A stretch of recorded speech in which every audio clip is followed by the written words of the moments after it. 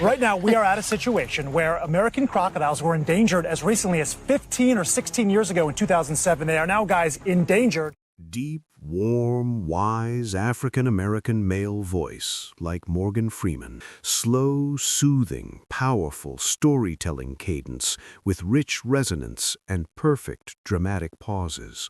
No one knew what was lurking deep in the waters until the only predator that mattered in Florida vanished without a trace. For months, something was clearing out the swamp's kings. Scientists were stunned because nothing hunts a full-grown crocodile, or so they thought. Years later, they finally reveal a terrifying truth that forces Florida officials to consider a new label for their waters: designated man-eater zones. This is an invasion no one saw coming. To understand why this discovery sent chills through the biology community, you first have to understand the battlefield known as the Florida Everglades, the native kings. The Florida Everglades, or the River of Grass as it is popularly known, is a place filled with slow-moving water and grass. As beautiful as this place might seem, there's always a hidden battle of survival, as it is home to one of the world's most exotic creatures. And in this vast river of sawgrass, the rules are simple. Only the strongest and smartest get to rule. For a very long time, that meant two legendary reptiles sat at the top of this food chain. One of the very rulers and brute force enforcers of this swamp is the American alligator. It is a powerful and adaptable tank of a creature, and a generalist that can thrive almost anywhere as far as fresh water is concerned. Then there is its more evasive cousin, the American crocodile. Even though they might seem not so different from each other, they both have very distinct personalities. While the alligators are known to be the ones in charge, commanding respect openly, the crocodile is mostly shy and is very difficult to spot. If you're lucky enough to spot one in the wild, it just might instinctively try to swim away from you. These creatures usually want nothing to do with people. In fact, their safety record is all you need to know about them. Contrary to what you might think of them, there has never been any confirmed fatal attack by an American crocodile on a human in the wild in United States history. For generations, these two species managed to share the landscape peacefully. The alligators kept to the fresh water, and the crocodiles stayed in the salt water. They respected the boundaries and shared the territory without total warfare. It was a balance that nature spent millions of years perfecting. We knew their habits, and we knew their temperaments. The system worked because every animal stayed in its lane. But in 2009, rangers began noticing that the rules were being broken, and the kings of the swamp were suddenly looking over their shoulders. The inciting incidents. The first signs were easy to miss. Veteran airboat captains, people who knew every gator and croc in their territory, started reporting strange things. They noticed that the strongest American crocodiles, which were the ones that had held the best nesting spots for a decade, were gone. You would think they probably relocated or found new territories, but the basking spots that these particular crocodiles lived in and fought for were now abandoned. Something was causing these animals to leave their territories, and it was something big. If an apex predator is running, what is it running from? It wasn't until a terrifying discovery in the swamp alerted the attention of biologists. There were rumored strange sightings in the swamps, but also in canals and other places where they had no business being. These were remains of crocodiles and alligators, and not just any kind, remains of the rulers of the Florida Everglades. It was as if something was clearing the area with extreme, unnecessary violence. How these rulers of the swamp were able to vanish without a struggle was another question that no one had any answers to. The most unnerving change, however, was the silence that filled the swamp, proving without a doubt that the breeding grounds had now become a hunting field. For a while, the American crocodile has been a protected species.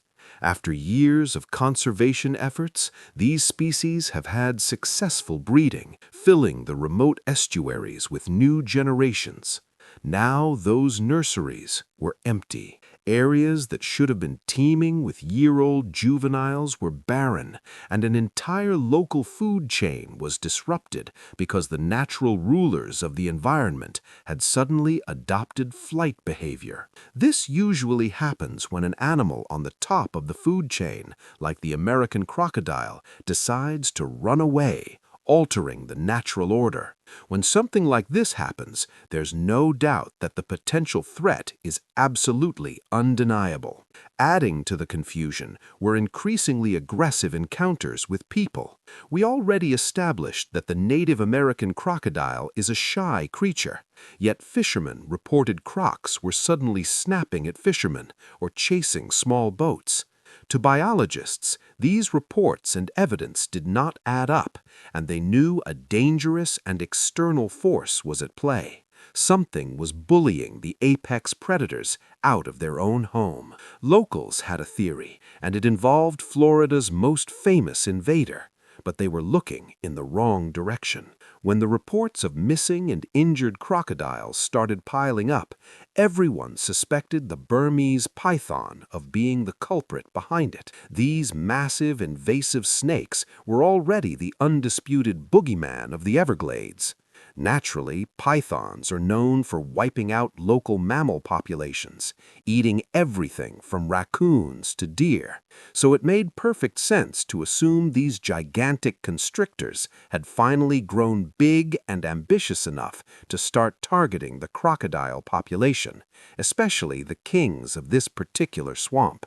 We know pythons are willing to go after big game, and it brings us back to 2005 when a massive python tried to swallow a 6-foot alligator whole. The snake literally burst open trying to consume its rival, and this incident made headlines. As the python population expanded and spread deeper into the mangrove forests, which is coincidentally the exact territory of the American crocodile, most people assumed this was simply the next stage of the turf war. Finally, they thought the snakes had finally won. However, the forensic evidence refused to corroborate this theory. Biologists, after thorough examination, quickly realized what they had seen wasn't the work of a python. Pythons kill by suffocating their prey as they wrap around them, squeezing the life out of them, and usually they are stealthy ambush hunters. These missing crocodiles showed no signs of being crushed. It was clear that something else caused the deaths of these reptiles. Now that the first suspect was out of the picture, the uncertainty was troubling, and the fact that this new threat could wipe out the kings of the swamps wasn't a good sign. This new threat wasn't afraid to leave a trail in its path, proving it was an apex killer. If it wasn't the snakes squeezing the life out of the Everglades, what was it? The answer surfaced near Miami, hiding in plain sight, wearing a disguise that fooled almost everyone. The investigation. The turning point came when the University of Florida's herpetology team captured a young crocodile they found near a densely populated urban area, which was miles from any established American crocodile territory. The location alone was a major red flag. When the team got a good look at the animal, they felt an immediate sense of worry. The look of this young animal was a perfect example of what is called the uncanny valley effect. Even though it looked almost right, something about it was just off. The snout was unusually broader and more robust than normal, and it had a darker color that looked olive black instead of the familiar grayish-green of the native species. But that wasn't all. What was more concerning was its personality. For a young animal, it was wildly aggressive and displayed a predatory boldness never seen even in fully grown native crocodiles.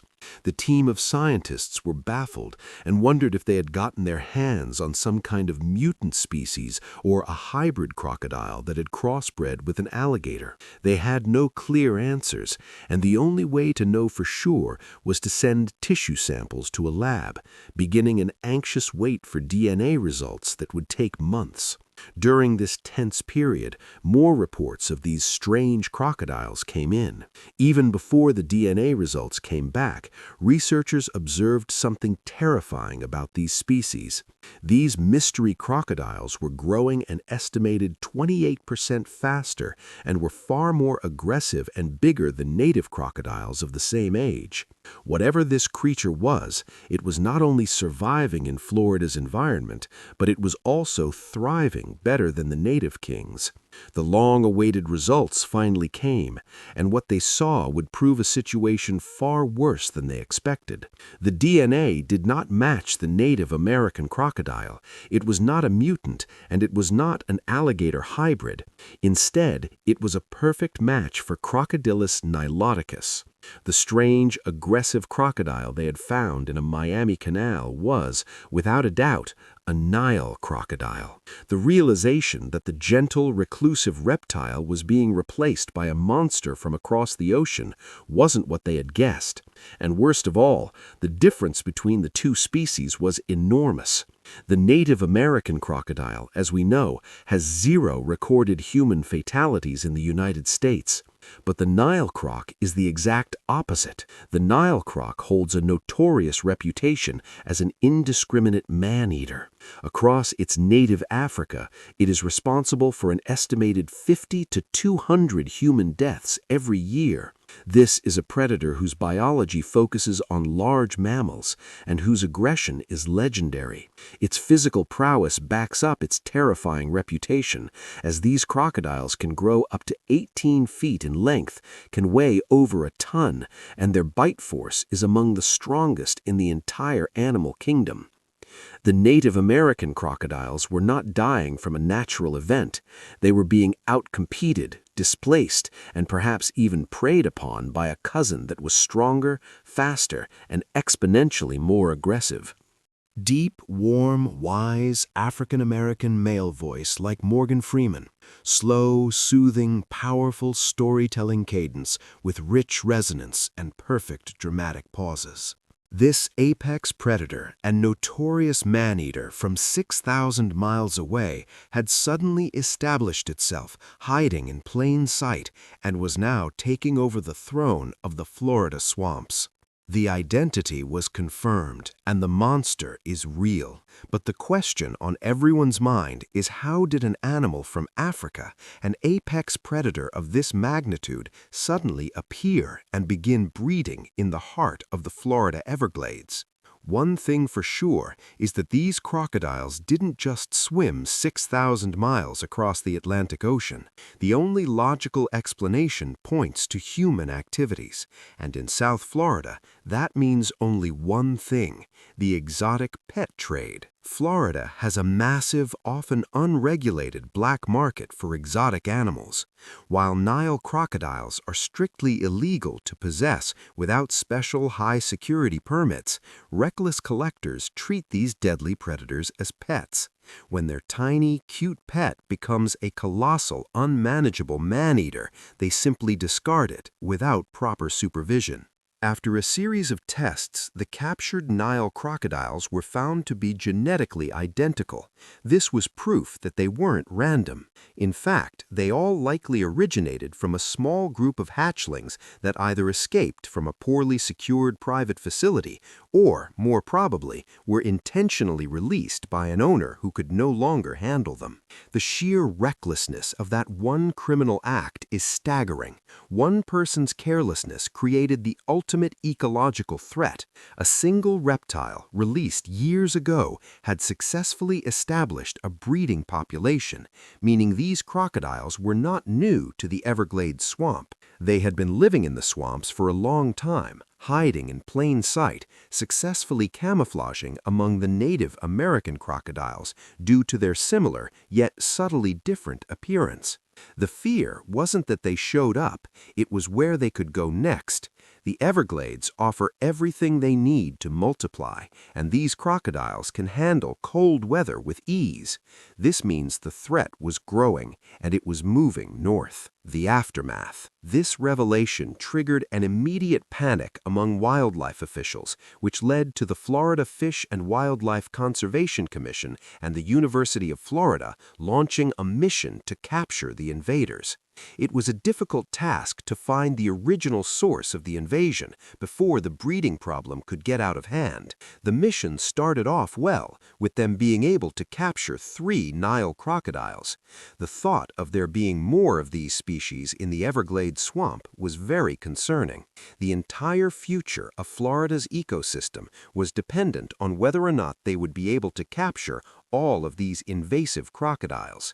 Even if there is one Nile crocodile looming in these swampy waters, dealing with the outcome could be catastrophic. The stakes were high, and knowing how strong and fast-growing these Nile crocodiles are, it was easy for them to easily outcompete the already endangered Native American crocodiles for food and habitat, which would eventually lead to their decline.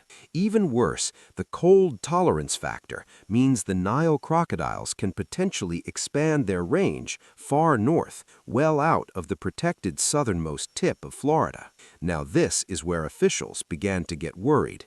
With these factors on the table, the scale of the invasion was unknown, and the potential for catastrophic human and wildlife conflict was imminent in public areas.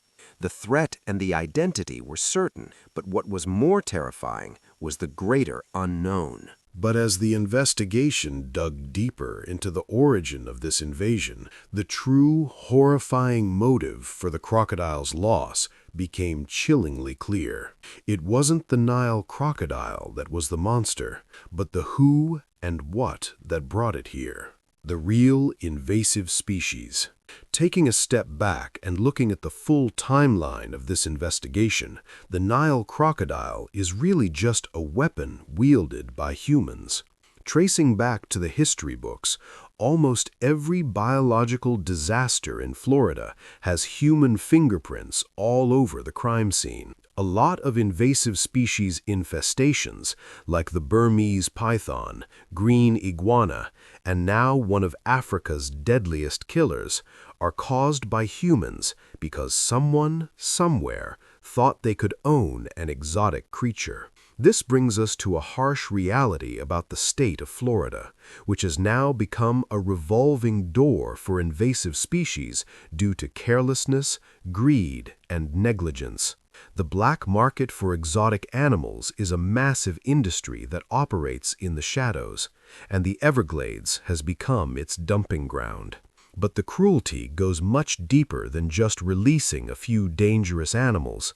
The Native American crocodile was already fighting a losing war long before its African cousin showed up. For decades, their homes have been at risk of destruction, just to suit man's needs and desires. Coastal mangroves, which are natural homes of these animals, are now replaced with high-rise condos and luxury hotels. Not only that, but the natural water flow of the Everglades has also been redirected to suit agricultural demands, poisoning the remaining water with runoff from sugar farms and city streets. The forest and swamp rulers have now been pushed into smaller and smaller corners of the swamp, leaving them stressed and vulnerable. To make everything worse, we let the Nile crocodile give the final blow. The tragic irony in all of this is the fact that efforts have been implemented to conserve these species only to weaken them through habitat destruction, effectively breaking their defenses. Then the reckless desire for exotic pets dropped a super predator right into the cage with them, knowing these native species could never stand a chance. Ultimately, realizing humans are responsible for being disruptors of the Everglades is definitely a hard pill to swallow. By creating the perfect conditions for a monster to thrive, we open the door to an invasion. The Everglades is a ticking clock, suffering not just from one problem, but 1,000 caused by the human race. If these Nile crocodiles manage to find each other and establish a self-sustaining population, the rulebook for Florida wildlife changes forever. We are looking at a future where the state has to rewrite its safety protocols entirely to deal with a threat that looks at us as food. Right now, if you walk a trail in the Everglades, you see signs warning you about alligators. Those signs are mostly there to tell you not to be foolish and feed them. In this new reality, those signs get replaced with something much darker. They would have to warn families about active man-eaters, and it would change the perception of the entire park. The Everglades stops being a beautiful wilderness and becomes a designated danger zone where you enter at your own risk. That change is terrifying because it fundamentally alters the human relationship with the wild, and that fear carries a heavy price tag. It is no surprise that Florida depends on ecotourism, and people come from all over the world to kayak the mangroves and fish in the backcountry. If the headlines start reporting attacks by predators that actively hunt humans, this could greatly affect tourism as we know it. Plus, the state would have to spend millions of dollars every year just to track and hunt these beasts. All of this leads us to the ugliest part of the solution. The Florida Fish and Wildlife Conservation Commission cannot simply catch these massive animals and mail them back to the Nile River. To protect human life, they have to launch a permanent eradication program, which means hunting and killing these animals on a large scale. It is a harsh and bloody business. We would effectively be declaring war on an apex predator because we were too careless to keep it out of our backyard in the first place. We spent years thinking the swamps were emptying out because of pythons. We hoped that it was a snake that was the villain of this story, but we were wrong. The monster we so much feared has somehow become us. Do you think if a Nile crocodile is spotted again in the swamps, it should be hunted? Or do you think there is a more humane way to handle our mistake? Let us know in the comments below. Please don't forget to like, subscribe, and hit that notification bell so you never miss any of our videos. Thanks for watching.